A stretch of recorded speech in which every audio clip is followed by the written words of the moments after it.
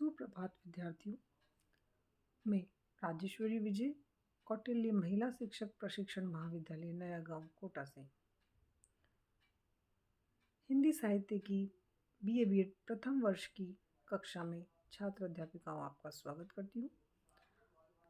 आज हम हिंदी साहित्य में जो हमारी कहानी विधा है उस कहानी के प्रमुख तत्वों का अध्ययन करेंगे।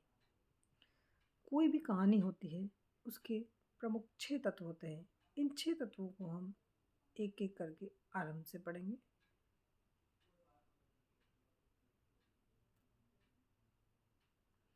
सबसे पहले हम पढ़ेंगे कथा वस्तु।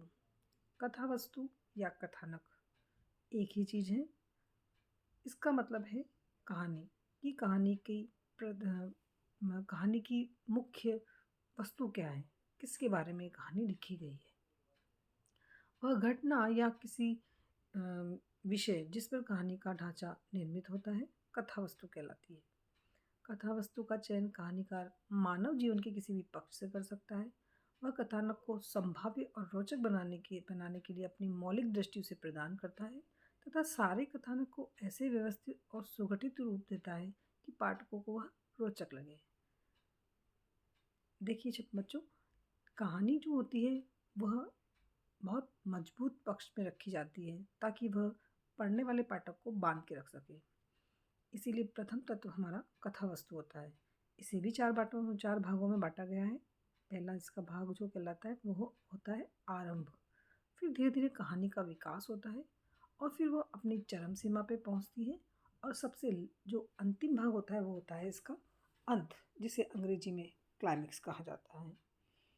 ये था हमारी कहानी का पहला तत्व। अब हमारी कहानी का दूसरा तत्व है पटकथा या चरित्र चित्रण। कोई भी कहानी होगी, उसके पात्र होंगे और वह पात्र वह उसके चरित्र होंगे और उन्हीं का चित्रण कहानी के अंदर किया जाता है। किसी भी कहानी में लेखक की दृष्टि से प्रमुख पात्रों की चरित्र पर रहती है, इसलिए कहानी का विषय इसका मुख्य पात्र होता है और इस मुख्य पात्र का विकास अन्य पात्रों के चरित्रों के विकास के सहारे होता है। जो भी पात्र कहानी में आते हैं उनके व्यक्तित्व की पूरी गरिमा के साथ प्रस्तुतिकरण किया जाना और उनकी भावनाओं को पूरी तरह से अभिव्यक्ति मिलना कहानी की प्रथम आवश्यकता होती है। इन पात्रों को ही चरित्र कहा जाता है। ये पात्र ही होते हैं जो कहानी को आगे बढ़ाते हैं। ये था हमारा कहानी का दूसरा महत्वपूर्ण तत्व। अब हम तीसरे महत्वपूर्ण तत्व की ओर देखते हैं, वह है संवाद। संवाद को ही कथोपकथन कहा जाता है, अर्थात डायलॉग्स। जो भी हम एक दूसरे से संवाद करते हैं, जो भी हम कथा वचन एक दूसरे से कहते हैं, वह सब हमारे कथोपकथन कहलाते हैं। कहानी में पात्रों के वार्तालाप ही संवाद या कथन कहलाते हैं। हम ऐसे भी कह सकते हैं। यह संवाद कहानी के पात्रों को सजीव तो बनाते ही हैं, साथ ही साथ इनकी वर्णनात्मकता की एक रस्ता को तोड़कर कहानी को प्रभावशाली बनाते हैं।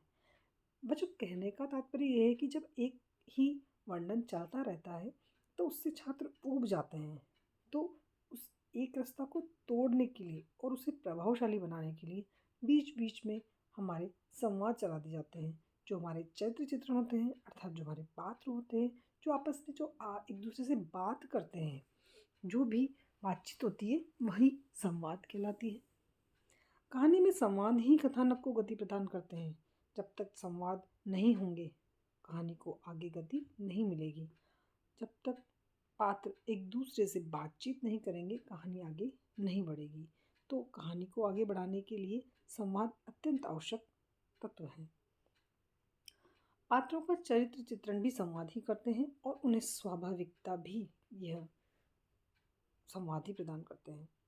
कहानी के संवाद स्पष्ट होने चाहिए और प्रभावशाली होने चाहिए। अगर कहानी के संवाद अच्छे होंगे तो कहानी बहुत ही प्रसिद्धि प्राप्त करेगी। बच्चों, आपने देखा होगा कोई भी फिल्म होती है तो वह प्रसिद्ध होती है उसके डायलॉग से, उसके संवादों से।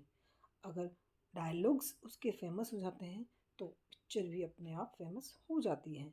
ठीक वही दशा हमारी कहानी की है। अगर हमारी कहानी के संवाद मजबूत होते हैं तो हमारी कहानी प्रसिद्धि के स्तर पर तुरंत पहुंच जाती है। इस प्रकार हमने कहानी का संवाद नामक तत्व भी बहुत अच्छे से पढ़ा और समझा। अब हम अगले की तरफ चलेंगे। अगला तत्व है देशकाल या वातावरण। अत्यंत अत्यंत महत्वपूर्ण। आप जब भी कोई कहानी पढ़ते हैं तो उसमें बताया जाता है कि फला फला जगह पर फला फला समय पर यह चरित्र चित्रण वहाँ पर किया गया। अर्थात जब कोई कहानी लिखी जाती है तो उसके पात्र बताया जाता है कि वह कहाँ का है, किस देश का है, किस स्थान का है। वही उसका देशकाल वातावरण होता है छात्रों। वातावरण का अर्थ है उन सभी परिस्थितियों का चित्रण करना जिसमें कहानी की घटनाएं घटित हो रही हैं तथा जिसमें कहानी के पात्र सांस ले रहे हैं, जिसमें वो जीवित हैं, जिसमें वो चल रहे हैं। छात्रों के चारों ओर जो वातावरण होता है वह किसी भी कहानी की विश्वसनीयता प्रदान करता है।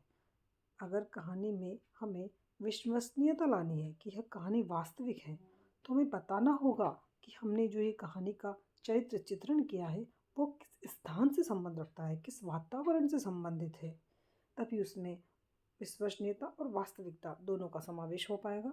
आधुनिक कहानी में पूरे सामाजिक परिवेश को उभारना सबसे बड़ी महत्वपूर्ण चुनौती होती है, क्योंकि पात्र और परिवेश आपस में अविभाज्य रूप से एक दूसरे से जुड़े हुए होते हैं और यह जुड़ाव ही होता है जो उसकी जीवन की वास्तविकता को उस कहानी में दर्शाता है। तो यह भी एक महत्वपूर्ण कारक है हमारी कहानी का। अगला कहानी का महत्वपूर्ण कारक है उसकी भाषा शैली। जो भी कहानी होगी उसकी अपनी एक भाषा होती है। ज़रूरी नहीं है सभी कहानियाँ हिंदी में हों। अनेक सारी भाषाएं हमारे देश में बोली जाती हैं। सभी भाषाओं में अलग अलग शैलियों में कहानियाँ लिखी जाती हैं। कहानी की शैली अलग होती है और भाषा अलग होती है। हर भाषा की अपनी अलग अलग शैलियाँ होती हैं।